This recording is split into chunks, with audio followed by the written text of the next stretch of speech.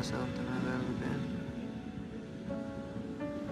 So my name is Hugh H.D. Hunter, author, activist, motivational speaker from Atlanta, Georgia. And I've known that I wanted to be a writer since the time I was 9 years old. I was actually in 4th grade and we read the poem Annabel Lee by Edgar Allan Poe in my 4th grade class. And I remember just kind of going to a different place. Like, it was so emotional for me to read the words that he had written about, you know, this poem is very sad, but also very filled with love and just filled with the emotion of feeling so strongly for someone. And then of course that feeling extending into the loss of that someone. And so I thought two things, you know, the problems that I had as like a 9-year-old really didn't measure up to what this guy had written about. And so it kind of helped me put my life in perspective at that time. But also I thought, man, this is cool. There's a guy who literally got paid to write about his feelings and to share that with the world and to have the world connect with him on that level. So much so that, you know, maybe 100 years later, I'm in a 4th grade class reading about him. So I thought being a writer seems like it's the coolest thing in the world to do. And I decided then that I was gonna do it.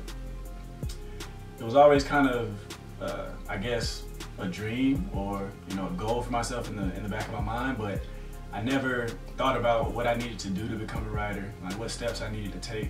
And so I wrote, you know, I wrote every day. I wrote poetry, I wrote stories, I wrote articles for the school newspaper, but I never transformed any of that into, you know, actual work that I could kind of call my own and promote out to other people.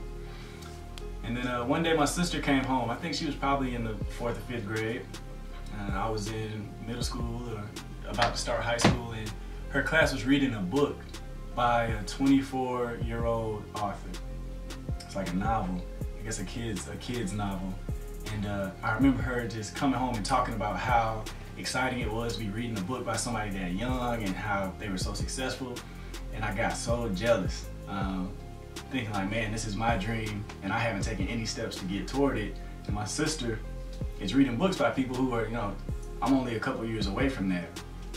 So I started writing a lot in college, the beginning of part of college, and I was really serious about trying to find a way to get my work out there. So submitting to literary magazines and, you know, all these other places that would publish it, like I talked about, writing for magazines on campus.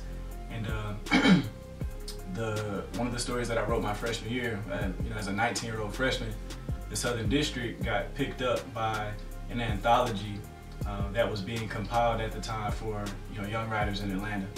There was a couple of other stories that got picked up alongside, but I consider that to be the first story that I ever published. And so I was really proud because I was 20 and I didn't have my own book. I was 20 when the book came out. And I didn't have my own book, but I had been published. Like, somebody could buy a book online and see my name in it. And I kind of felt like I achieved that goal, right? I told my sister, like, yeah, I did it too. There was a little bit more time in between then and me taking the time and energy to really create my own work. And my first full-length book, which is a collection of short stories called A Magic Door in the Lost Kingdom of Peace.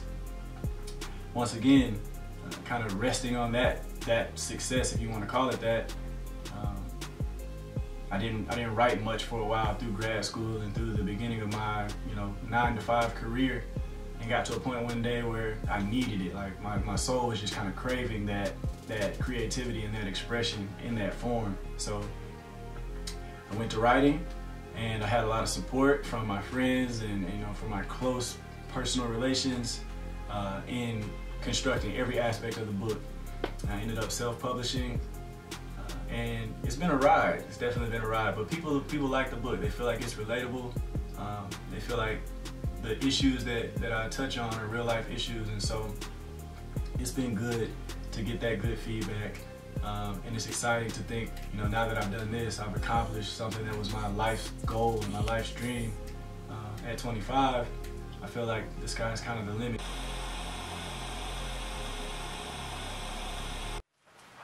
Just like trying to see if, because I had a lot of doubt when I was writing. Should I really be doing this? I'm spending a lot of money, a lot of time. So I would go to the bookstore every week, like Barnes & Noble or something like that. And I would look through all the fiction, and I would look through all the young adult fiction, everything that was new. I told myself the day I saw a book that was similar to mine, that I was gonna stop writing. I was gonna put my energy somewhere else. And I never saw a book, you know what I'm saying? Like, I never saw anything that I felt like was similar to mine enough that it wasn't a completely unique idea. And that's kind of what kept me going. So I just kept writing. And by the time I knew it, I was finished. It's like, time to make it happen.